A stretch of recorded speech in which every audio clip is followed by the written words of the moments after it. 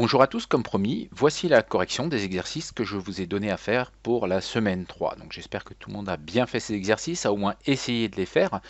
Il ne faut pas tricher et attendre la correction, sinon vous ne progresserez pas et vous ne comprendrez pas. Ce que je vous demande, bien sûr, c'est d'avoir vos exercices sous les yeux et de comparer vos réponses à celles que je vais vous apporter maintenant. Et évidemment, de recopier la correction à la suite du cahier. Donc je vous rappelle que les exercices sont à l'arrière du cahier. Je vous demande de mettre le numéro d'exercice, sa page, ce qui est normalement déjà fait puisque vous avez déjà fait les exercices en avance. Et nous allons les corriger ensemble. Alors avant de corriger, un petit point peut-être juste sur la leçon. C'est-à-dire les mots de vocabulaire que vous devez connaître. Vous avez un certain nombre de mots à connaître. D'abord, lorsqu'on vous demande de décrire un mouvement, eh bien, on vous demande ici de parler de deux choses. La trajectoire d'abord et la vitesse ensuite. La trajectoire peut être de différents types. Alors, on en abordera en sixième que deux, il en manque juste un, je vais vous en parler rapidement. Si la trajectoire, c'est-à-dire l'ensemble des positions occupées par un objet, est un cercle, alors on dira que le mouvement est circulaire. Si la trajectoire est une ligne droite, ce qui est le cas de l'exemple du train, on parlera de mouvement rectiligne. Et puis il y a un mouvement que nous n'abordons pas ici, c'est le mouvement curviligne, la trajectoire curviligne, c'est-à-dire une courbe. Si c'est ni un cercle ni une droite, c'est une courbe, on dira curviligne. Nous avons donc abordé ici le vocabulaire nécessaire, c'est-à-dire deux mots au moins, mieux si on connaît curviligne, ça en fera trois, pour décrire la trajectoire, mais lorsqu'on veut parler de mouvement, il faut également rajouter un mot relatif à la vitesse. Alors, ce mot-là peut donner trois indications. En réalité, il faut connaître trois mots. Ou la vitesse est constante, elle ne change jamais, on va parler de mouvement uniforme. Ou la vitesse augmente, l'objet va de plus en plus vite. Alors on dira que le mouvement est accéléré, ou enfin la vitesse diminue et il est ralenti. Alors dans les exemples ici, je vous propose de regarder le bas de page et de les prendre dans l'ordre. Dans le premier exemple ici, je vais d'ailleurs prendre un petit stylet pour les marquer. Si vous regardez, qu'est-ce qu'on a fait? On a fait ce qu'on appelle une chronophotographie. La chronophotographie, encore une fois, c'est le fait de prendre des photographies successives d'un même objet au cours du temps, mais à intervalles de temps réguliers. Par exemple, on photographierait la position de la balle toutes les secondes. Et là, dans le premier exemple, que voit-on? Eh bien, on voit que la balle parcourt toujours la même distance entre deux photos. Et bien, comme elle parcourt toujours la même distance entre deux photos, ça veut dire qu'elle va toujours à la même vitesse, puisque le temps qui s'écoule entre deux photos est toujours le même. Dans le cas juste en dessous, si on regarde, elle parcourt d'abord une grande distance, puis une distance un peu plus petite, puis encore plus petite, puis encore plus petite. Qu'est-ce que ça veut dire? Les photos étant prises à intervalles de temps réguliers, la balle parcourt de moins en moins de distance dans le même temps, ça veut dire qu'elle va de moins en moins vite, le mouvement est ralenti. Et puis pour terminer, à l'inverse, lorsque la distance entre les balles augmente, ça veut dire qu'elle va de plus en plus vite, et donc la vitesse augmente, le mouvement est dit accéléré. Et donc, pour terminer, vous allez toujours, pour décrire un mouvement, devoir utiliser deux mots. D'abord, un mot relatif à la trajectoire, qui pourra être circulaire, rectiligne ou, même si ça ne figure pas dans votre cours, je vous le rappelle encore une fois oralement, éventuellement curviligne. Et puis un deuxième mot, un mot relatif à la vitesse. Et là, on parlera de mouvement uniforme si la vitesse est constante, ralenti si elle va de moins en moins vite, ou accéléré. Donc vous utiliserez toujours un des mots que j'ai entouré en rouge, plus un des mots que j'ai souligné en bleu pour décrire un mouvement. Voilà ce que l'on attend de vous dans la suite, au-delà des calculs qui vous ont été demandés. Alors, on va commencer tout de suite par le premier exercice qui va nous prendre quelques secondes. Il est très simple, on vous demande simplement de trouver l'intrus. Eh bien, je pense que ça, vous l'avez trouvé assez facilement. Si vous regardez les trois mouvements, on distingue bien ici un mouvement, ou plutôt une trajectoire qui est circulaire, qui fait un cercle. Au niveau de la grande roue, là encore, on a une trajectoire circulaire. Et au niveau de la règle, on a une trajectoire qui est, rectiligne, c'est une ligne droite. Donc l'intrus, c'est bien évidemment, on le voit ici en regardant les trajectoires, le KB, car c'est une trajectoire rectiligne, et que les deux autres sont circulaires. Donc je vous laisse corriger en cas de besoin. Donc si vous avez besoin là de faire une pause au niveau de la vidéo, ben, n'hésitez pas à appuyer sur pause. Vous vous prenez le temps qu'il vous faut pour corriger, pour écrire le résultat dans votre cahier, et on passe à l'exercice suivant. Donc mettez en pause et remettez la vidéo dès que vous avez terminé. Exercice suivant, alors on vous pose plusieurs questions relatives à des jeux d'enfants. Alors on compare ici un toboggan et des enfants qui jouent sur un tourniquet. Première question, on vous demande de préciser dans quel jeu le mouvement des enfants est circulaire en expliquant la réponse. Alors là, rien de bien difficile, hein. Circulaire, ça veut dire une trajectoire qui est un rond. C'est de toute évidence pas le toboggan, c'est bien le tourniquet. Donc le mouvement est circulaire sur le tourniquet. Et pour expliquer notre réponse, on rajoutera bien sûr car leur trajectoire est un cercle. Deuxième question, on vous demande pour les enfants qui sont assis sur le tourniquet, indique s'ils possèdent le même mouvement, explique ta réponse. Alors, pour posséder le même mouvement, il faut posséder la même trajectoire et il faut posséder la même vitesse. Eh bien, les enfants étant sur le tourniquet, sur le même tourniquet, ils tournent tous ensemble, ils ont donc la même trajectoire, ils évoluent sur le même cercle et évidemment, ils tournent tous à la même vitesse. Donc, les enfants ont effectivement, c'est la deuxième question petit a, ils ont le même mouvement car ils ont tous une trajectoire circulaire et ils tournent à la même vitesse. Enfin, petit b, on vous demande si les enfants sont en mouvement l'un par rapport à l'autre et d'expliquer la réponse. Alors intuitivement, c'est peut-être pas très difficile de répondre, mais il va falloir voir comment justifier cette réponse. Alors, sont-ils en mouvement les uns par rapport aux autres? La réponse est non. Ils ne sont pas en mouvement les uns par rapport aux autres. Évidemment, par rapport au sol, ils bougent, ils tournent. Mais les uns par rapport aux autres ne bougent pas, leur distance n'évolue pas, ils restent toujours à la même distance l'un d'autre, même s'ils tournent tous ensemble. Et alors, pour bien comprendre, imaginez-vous à la place d'un des enfants. Vous allez vite voir. Imaginez-vous à la place d'un des enfants et vous imaginez en train de regarder un autre enfant qui est sur le tourniquet. Le tourniquet est en train de tourner, vous fixez cet autre enfant. Sauf problème, je ne vois pas pourquoi vous ne verriez plus tout à coup l'enfant que vous êtes en train de regarder.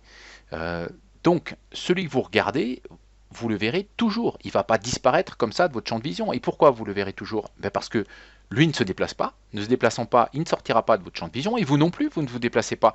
Donc, vous n'allez pas le perdre de votre champ de vision. Donc, quand vous regardez un enfant, imaginez-vous sur le tourniquet, vous en regardez un autre. Pour vous, dans votre regard, si vous ne bougez pas la tête, l'enfant ne bouge pas. Donc, par rapport à vous, il n'est pas en mouvement, il est immobile.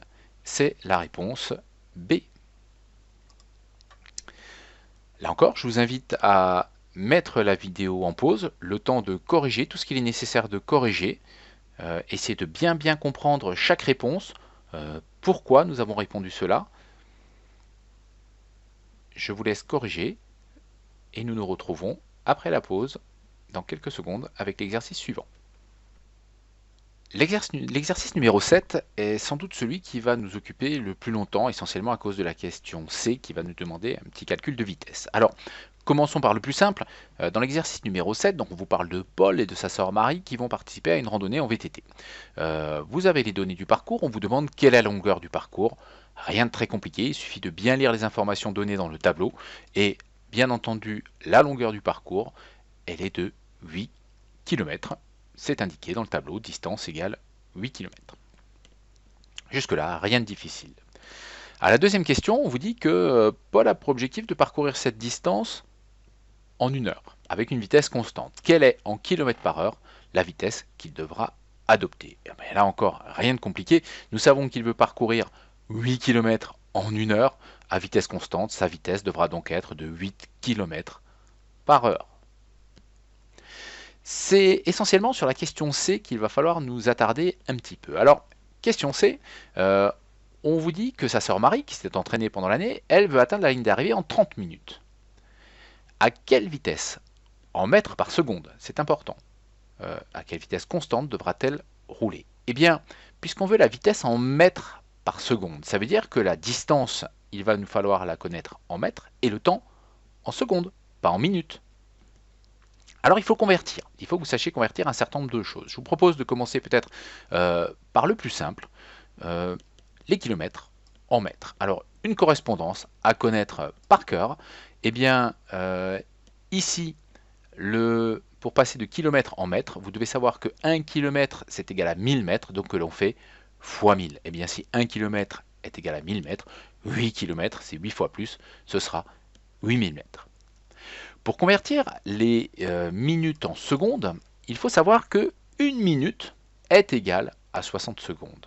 Eh bien si 1 minute est égale à 60 secondes, 30 minutes c'est 30 fois plus, ce sera donc 30 fois 60 secondes, c'est-à-dire 1800 secondes. Voilà, vous avez les données en mètres pour la distance et en secondes pour le temps. Il ne nous reste plus maintenant qu'à calculer cette vitesse et je vous propose là d'utiliser deux méthodes différentes. Alors avant de voir ces deux méthodes, je vous propose, comme dans chaque exercice, de mettre la vidéo en pause et de recopier la correction des questions A, B et éventuellement le début de la question C. Je me rends compte que dans la vidéo, je me suis trompé, donc je vous invite à corriger rapidement, je vais le faire à main levée. Ici, bien entendu, c'est la question C, ce n'est pas la question petit b. Donc mettez la vidéo en pause, corrigez ce que vous devez corriger, et nous allons passer à la suite. Alors, pour calculer la vitesse maintenant, deux méthodes. La première méthode, c'est d'utiliser la formule qui permet de calculer la vitesse, une formule que l'on apprend par cœur une fois pour toutes, apprenez-la, elle vous servira longtemps, c'est vitesse égale distance divisé par le temps. D'accord ? La vitesse, représentée par la lettre V, est égale à la distance, représentée par la lettre D, divisé par le temps, représenté par la lettre T. Je sais que certains d'entre vous ont déjà travaillé cette formule à l'école primaire, d'autres pas, mais peu importe, vous allez voir, l'usage est vraiment très simple, on le fait ensemble. Il suffit maintenant de remplacer par les bonnes valeurs chacune des lettres. Donc la lettre D c'est la distance, eh bien on le remplacera par 8000 mètres. La lettre T c'est le temps 1800 secondes. On prend une calculatrice, on y a droit bien sûr dans ce cas-là, pour calculer 8000 divisé par 1800 et on obtient une vitesse de 4,4 mètres par seconde. Ce n'est pas plus difficile que ça. Je vous propose donc de mettre la vidéo en pause quelques secondes, le temps de recopier ceci, et nous nous retrouvons dès que vous avez terminé pour la suite.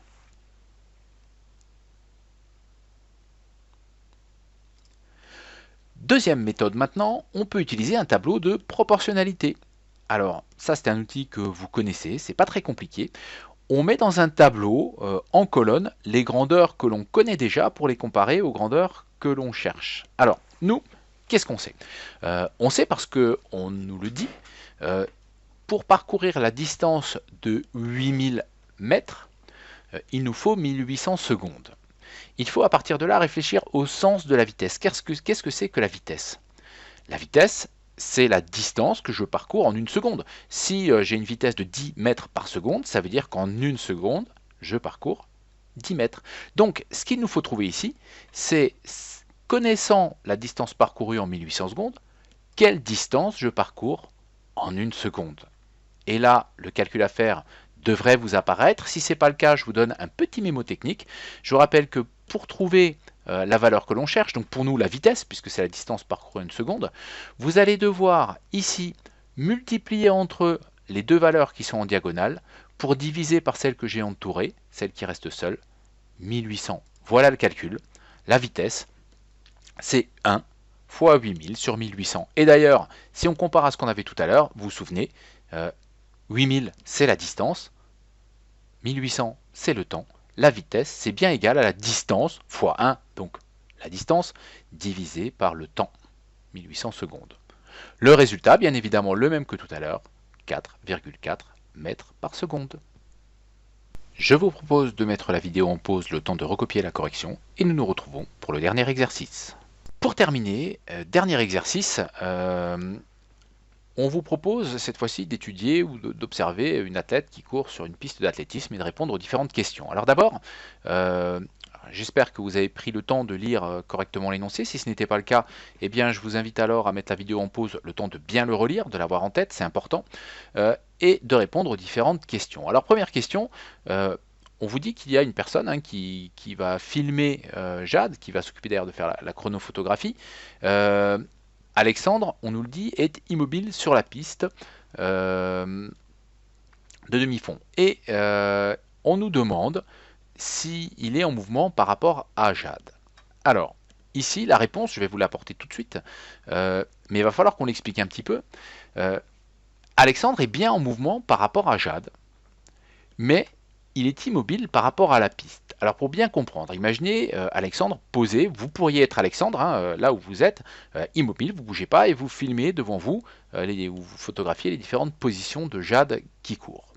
Alors vous direz, mais non, mais c'est pas moi qui bouge, c'est Jade. Oui, mais parce que vous prenez comme référence le sol. Par rapport au sol, vous êtes immobile et Jade se déplace. Mais oubliez le sol, d'accord? Imaginez-vous enlever tout le décor et imaginez à la limite que vous êtes même dans une navette spatiale et Jade est dans une autre navette spatiale devant vous, d'accord? Vous êtes dans votre navette, vous vous pensez immobile, ok, et vous regardez Jade qui passe, pour vous, Jade est en mouvement. Donc Jade est en mouvement par rapport à vous, là-dessus il n'y a pas d'ambiguïté. Maintenant, mettez-vous à la place de Jade. Jade, dans sa navette spatiale, par son petit hublot, elle vous regarde, on est dans le noir absolu, il n'y a rien d'autre, il n'y a aucun repère extérieur. Et Jade, qu'est-ce qu'elle voit? Eh bien, elle vous voit, vous déplacer par rapport à elle. Aucun de vous deux ne peut savoir qui se déplace réellement. Si vous imaginez dans le noir complet, d'accord? Imaginez chacun dans une petite navette, vous vous observez à travers un hublot, et bien l'un voit l'autre se déplacer. Qui est en mouvement, qui est immobile? Personne ne le sait. Il faudrait un autre point de repère pour le savoir. On pourrait dire par rapport au sol ou par rapport à la terre, un tel ou un tel est immobile. Eh bien, c'est exactement le même cas de figure. Si Jade est en mouvement par rapport à vous, alors obligatoirement, vous êtes aussi en mouvement par rapport à Jade. Et donc, la réponse à la question était Alexandre est en mouvement par rapport à Jade, mais bien sûr, par rapport à la piste, le sol, il est immobile. Question suivante. Alors on vous demande d'utiliser le compas. Honnêtement, ce n'était pas bien utile. Par simple observation ici, on y arrive. On vous demandait sur quelle portion la trajectoire est circulaire. Et il suffit de regarder, hein, c'est clair. La trajectoire ici, elle est circulaire sur cette portion-là, entre A et F. Et puis elle est circulaire sur cette deuxième portion ici, entre G, pardon, c'est ça, et B. Et puis, on vous pose la même question ensuite pour une trajectoire rectiligne. Là encore, rien de bien compliqué. Où est-ce qu'elle est rectiligne? Eh bien, entre A et B, et entre F et G, sur ces deux portions-là. Voilà pour les trois réponses à la question 1. Maintenant, on va passer sur la problématique plutôt de calcul de vitesse, essayer de mesurer des vitesses. Alors la première question, le petit a de la question 2, on vous dit Jade a parcouru 1100 mètres en 6 minutes, on vous demande de calculer sa VMA. Alors, l'objectif de cet exercice, c'est d'abord de vous amener à lire une consigne. Si vous regardez la partie ici que je vous encadre en rouge.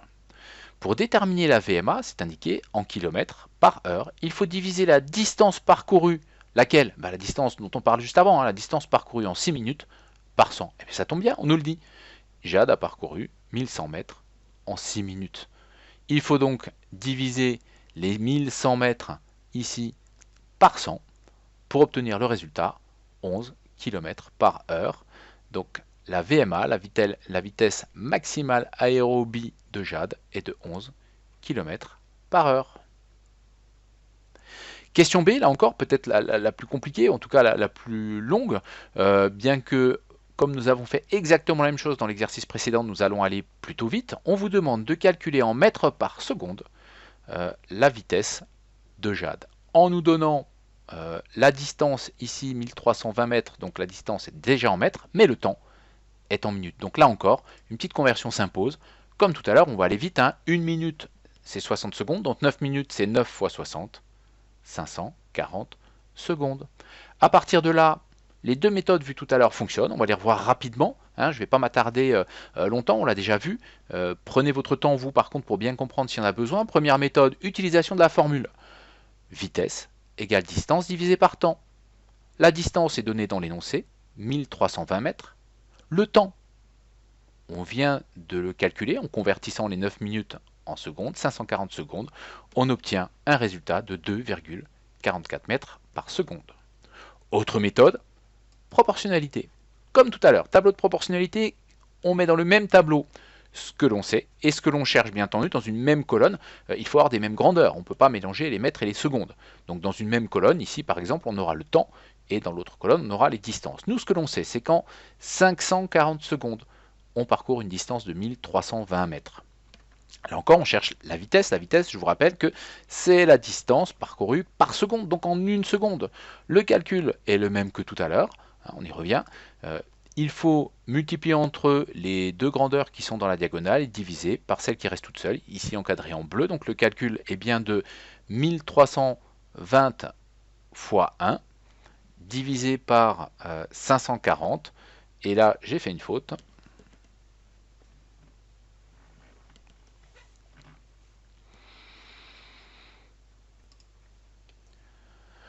Deuxième méthode, on va comme tout à l'heure utiliser le tableau de proportionnalité. Alors c'est la même méthode, on construit notre tableau en mettant dans une première ligne ce que l'on connaît et dans la deuxième ligne ce que l'on cherche, mais attention en respectant bien des mêmes grandeurs dans une même colonne, c'est-à-dire le temps en secondes dans une même colonne ici, et bien sûr à côté la distance en mètres dans une même colonne. Donc qu'est-ce qu'on sait? On sait qu'en 540 secondes, c'est l'énoncé, on a parcouru 1320 mètres. On cherche la vitesse. La vitesse, c'est quelle distance j'ai parcouru en une seconde. On parle bien de distance, de vitesse en mètres par seconde, donc à chaque seconde. Eh bien, le calcul ici est relativement simple, hein, comme tout à l'heure. Je vous rappelle que vous prenez les deux grandeurs qui sont dans la diagonale, donc 1 fois 3120, divisé par celle qui reste toute seule, 540. Le calcul, 1320 fois 1, donc 1320, divisé par 540, on arrive, là encore, à 2,44 mètres par seconde. Enfin, et pour terminer, dernière question, on observe la chronophotographie réalisée par Alexandre et on nous demande de décrire le mouvement de Jade entre les points A et B. Alors entre A et B, on l'a dit tout à l'heure, hein, on regarde d'ailleurs ici, on voit bien qu'entre A et B c'est une portion rectiligne, donc on pourra déjà dire que le mouvement est rectiligne, il n'est pas circulaire, il aurait été circulaire s'il avait été dans les virages, mais là on est dans une portion rectiligne. Et si on regarde un petit peu les distances entre les différentes positions de Jade, vous voyez que entre deux photos, la distance qu'elle parcourt augmente. Et comme les positions sont prises à intervalles de temps réguliers, ça veut dire que dans le même temps, elle fait de plus en plus de distance, et bien la vitesse augmente, elle va de plus en plus vite. On va parler de mouvement ici rectiligne, accéléré. Nous arrivons à la fin de la correction, je vous invite à mettre cette vidéo en pause pour recopier, si besoin bien sûr, la correction de ce dernier exercice, et je vous dis à très vite pour un nouveau travail.